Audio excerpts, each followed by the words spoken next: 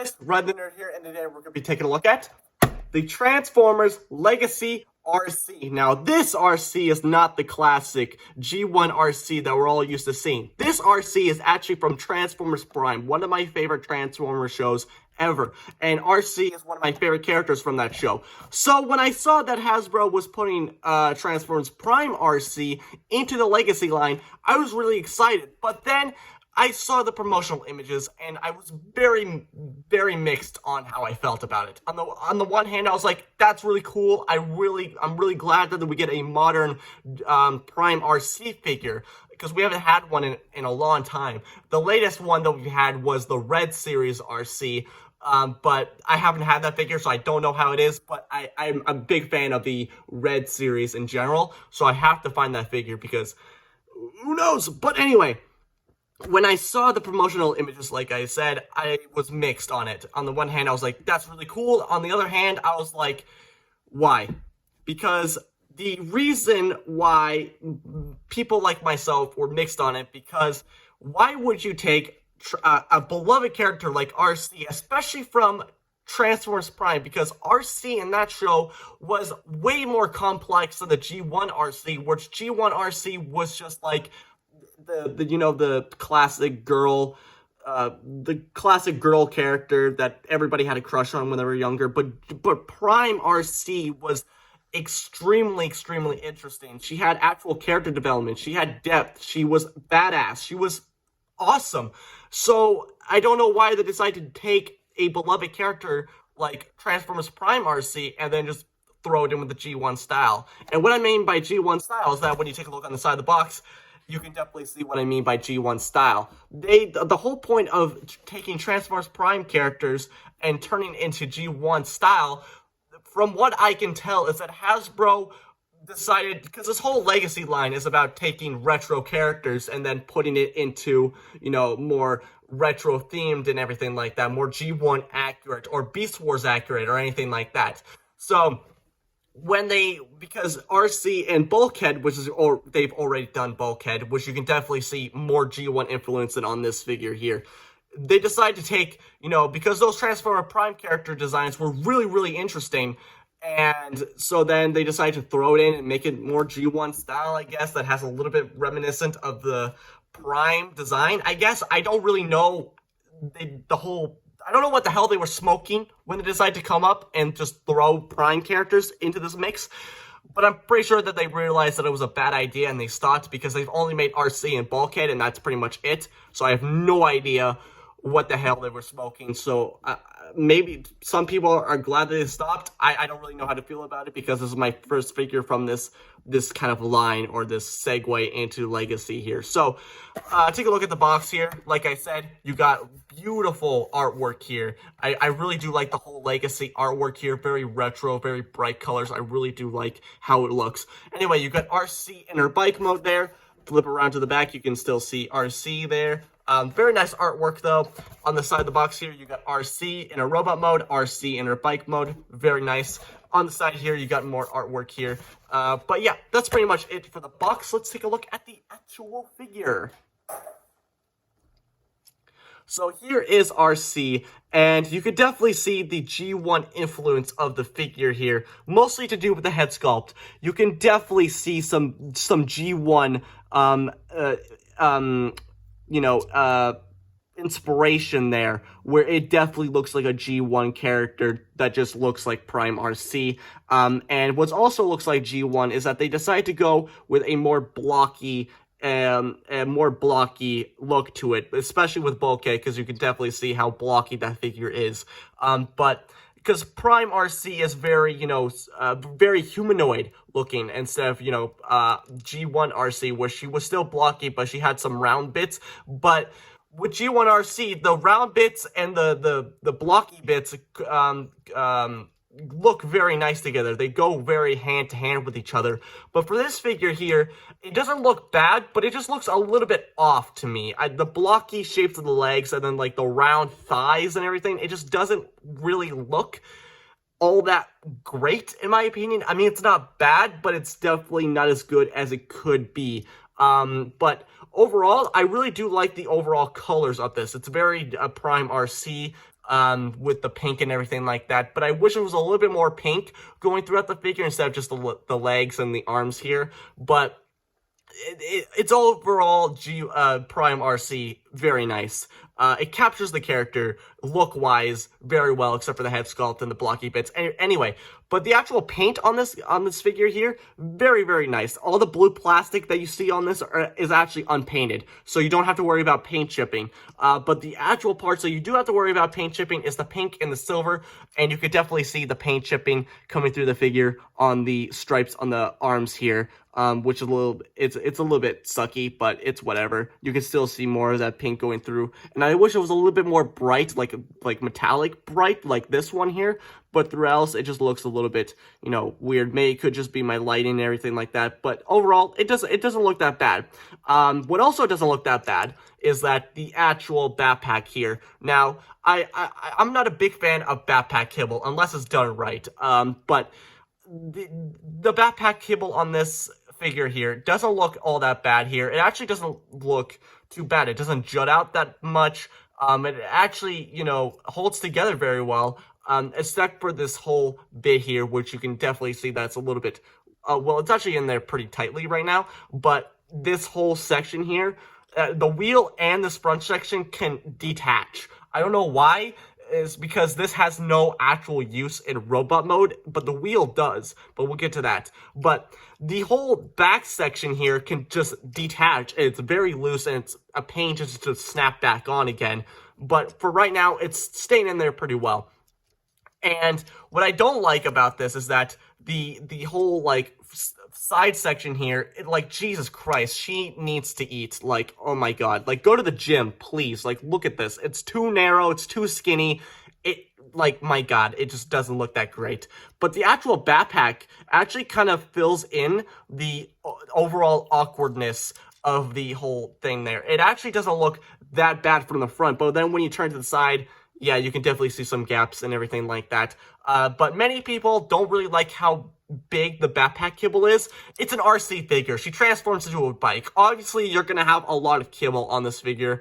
But the prior Prime Arcee figures, the kibble management on that was really handled extremely well. For this figure, it's it's handled well, but it's not as good as it could have been. And that's definitely seen through the wheels here.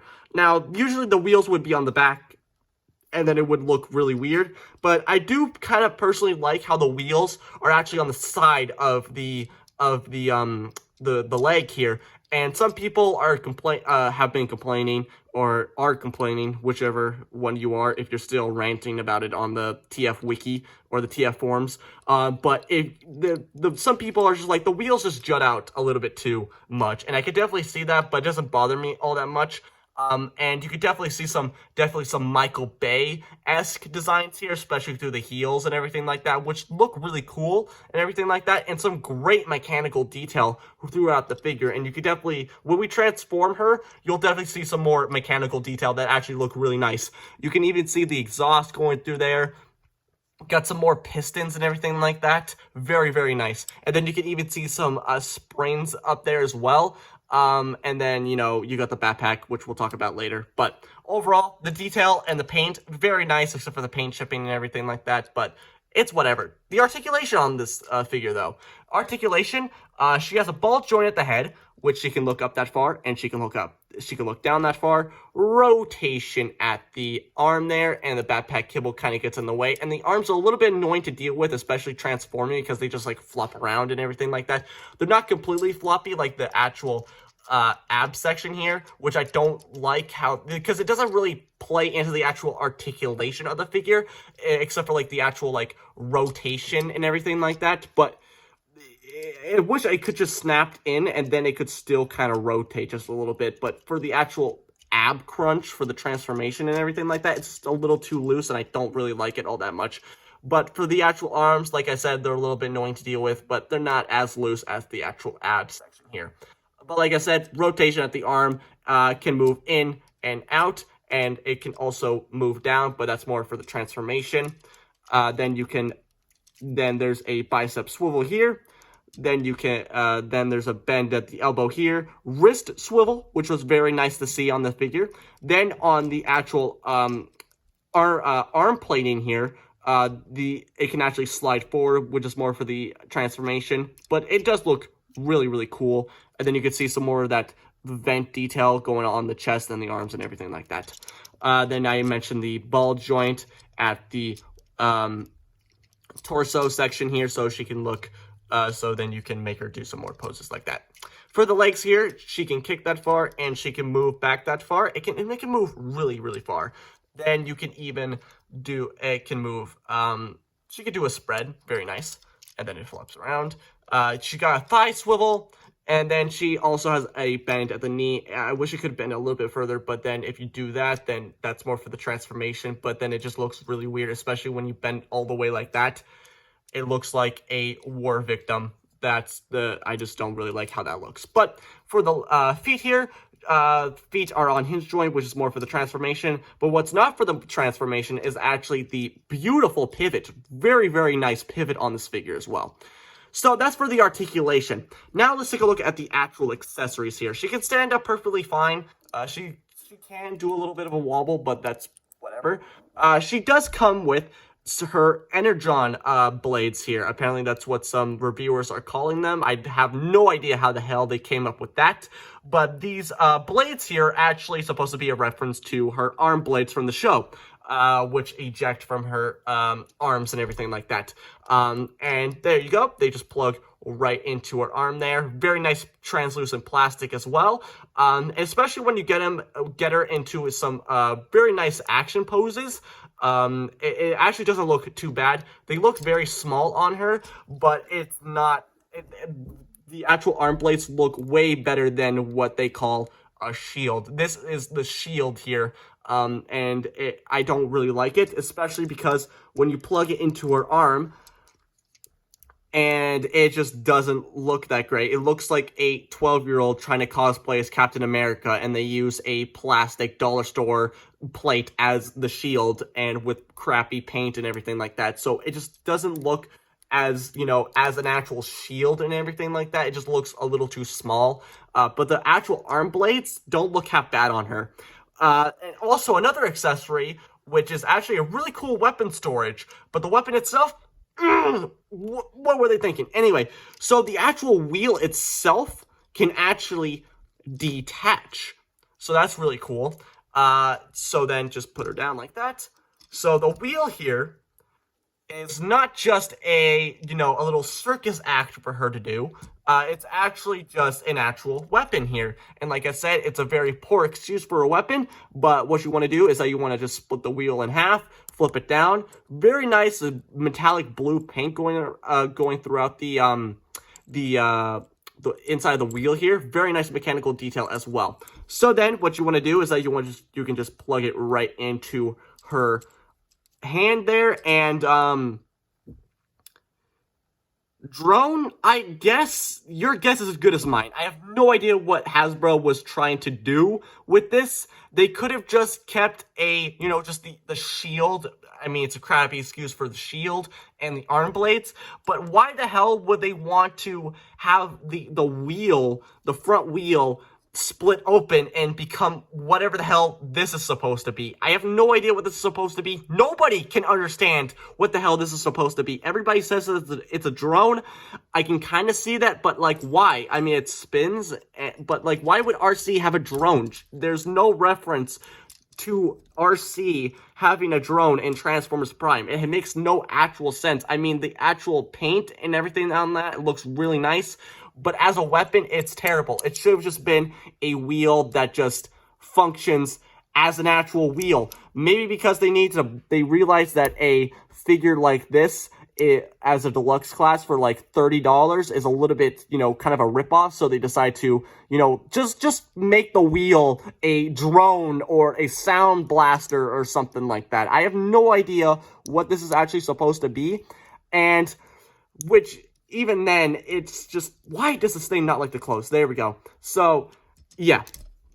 But for transformation-wise, it's a very complicated transformation, but it's not as bad. So let me just plug back into the poor excuse for what they call a weapon or drone in this thing. Like I said, this whole thing can come off, but it doesn't have any actual use in robot mode. It's just there. I wish it would just, wish these things just don't move and don't transform, don't do anything, except for this part, because it needs to transform. Anyway, there you go. See, there it goes. It didn't even fling it that hard. This has no use in robot mode.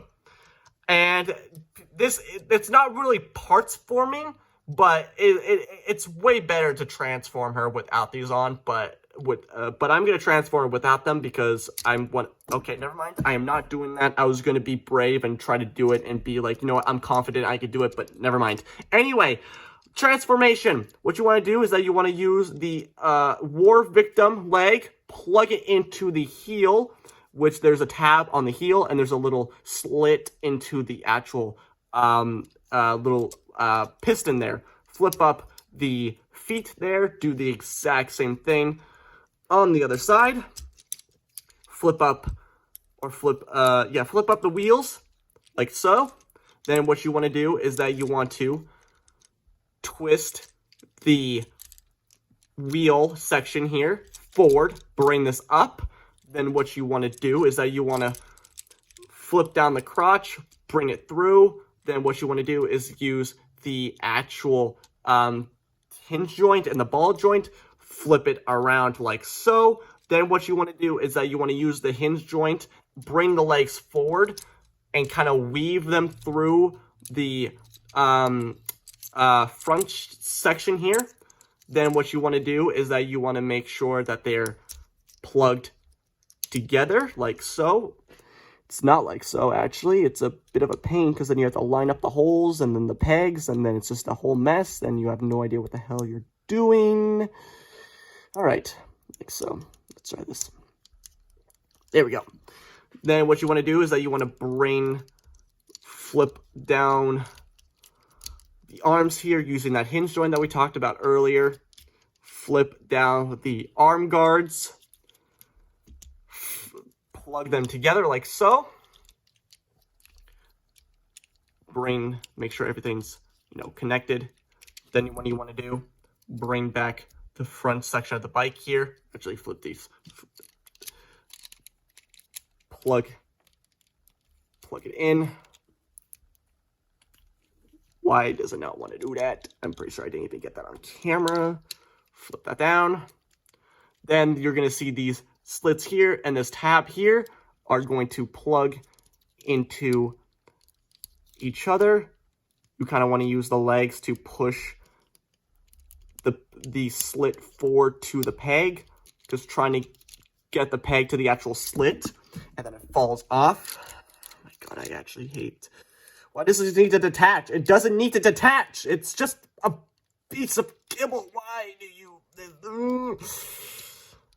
Okay, flip. There we go.